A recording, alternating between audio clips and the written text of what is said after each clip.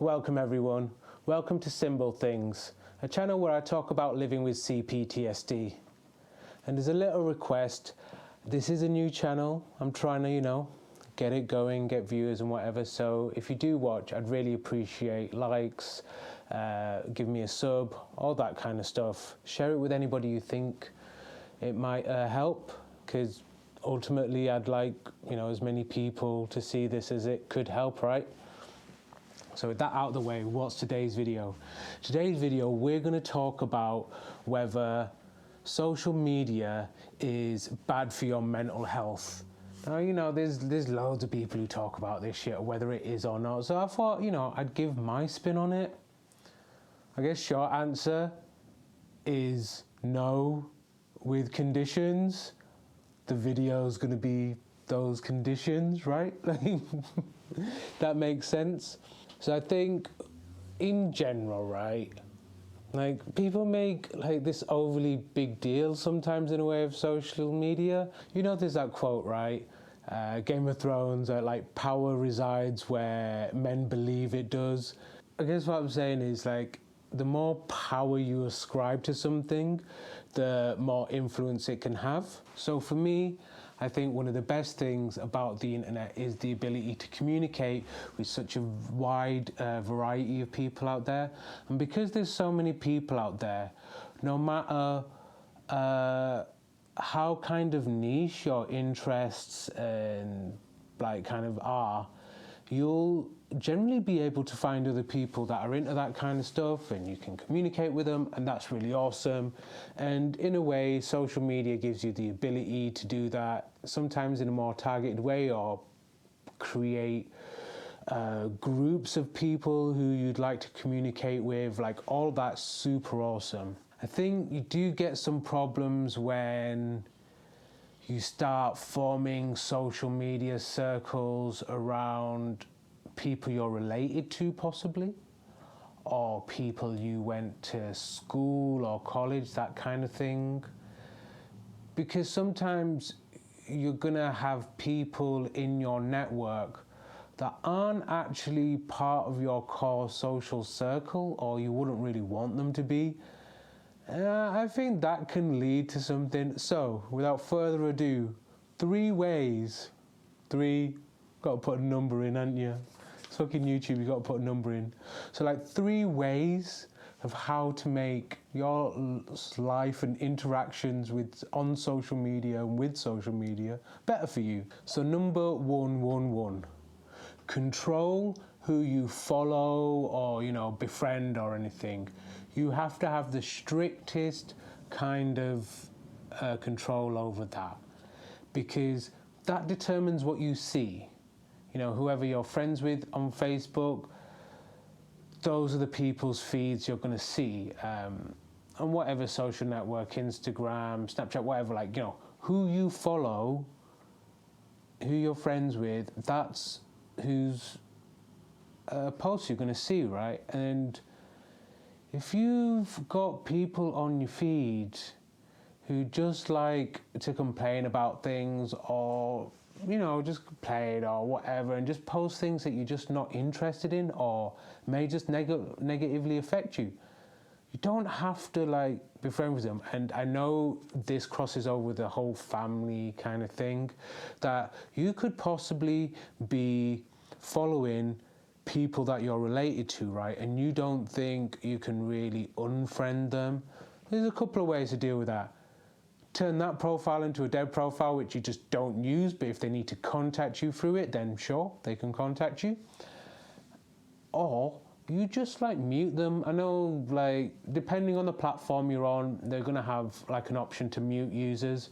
So that way you don't have to stop following them or unfriend them or whatever, which is something that they may see and may react to, right? And you can just mute them, so you just don't have to see any of their stuff. The one thing that kind of overarches all of these points is the fact that you control your space. One of the great things about the online space is the fact that we can control it any way we want to. We have the power, right? Out there in the world where you have to walk around and stuff, you can't if somebody annoys you or gets to you, you can't just block them and just be like, block, and they just disappear from your view. They can't see you, you can't see, like, it doesn't exist. I kind of wish it did.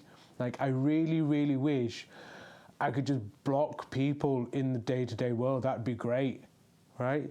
People say the real world's better. When the real world gets the block function, I'm gonna fully subscribe to it, right? So here's the thing, you've just got to control your space because you're the one with the power. So fully control who you follow, control the feeds you see, control who gets to like put their stuff into your daily life. Control who gets to input into that. And by doing that carefully, then you can prime your control, you know. Have those people like see those posts that like, you know, inspire you or just interesting, you know. The person who always posts like interesting articles or stuff that you didn't know, like those are the people whose posts you really want to see. You don't want to see that post from somebody who's complaining about their ex again and complaining about how the fact that they're probably going to go back to him even though they know it's not a really good idea. You don't want to see those posts. You want to see that like cool post that somebody put up about how there's like planetary-sized diamonds out there in space, right? That's the thing you want to see because that's cool. Somebody in their ex, that's not cool, so don't bother with that. Number two, turn off most of notifications. Like 90-something% of notifications can be turned off, and you get to do that.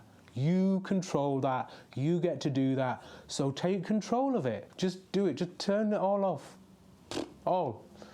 I mean, you can keep stuff, so generally I'm the type of person that will keep on when somebody messages me. I want to see that. You know, if somebody takes the effort to message me, I want to see what they're chatting about. They want to get in contact, they want to talk, cool. Right, we do that. I will, if there's somebody in particular I really like their posts, cool, I'll be alerted when they post, or, you know, some kind of artist I like or something they post. I'd like to see that, so I'd keep on those notifications. It's your phone, it's your app. You just get to do it the way you want to, and that level of control is pretty awesome, and we don't get to exercise it in day-to-day life. You don't get to control the spaces you can be in, we just have to deal with it, right? And hope the people we interact with are generally decent, and we try and make it that way. But online, you got all that control, and I feel like you should really exercise it, so you do that. Number three, final one. You've got a do not disturb mode on your phone. Use it. Like, if you're somebody who goes to sleep without do not disturb mode on your phone, I don't understand. Like, you need to put that phone on silent, but the great thing about do not disturb mode is because I recommended that to somebody and they said, oh, I care for somebody, so I can't have my phone on fully silent. You know, they have to be able to contact me at any time. And I went, cool, right? There's an option in Do Not Disturb where you can either choose to let certain numbers through regardless. So, you know, they're on a priority group.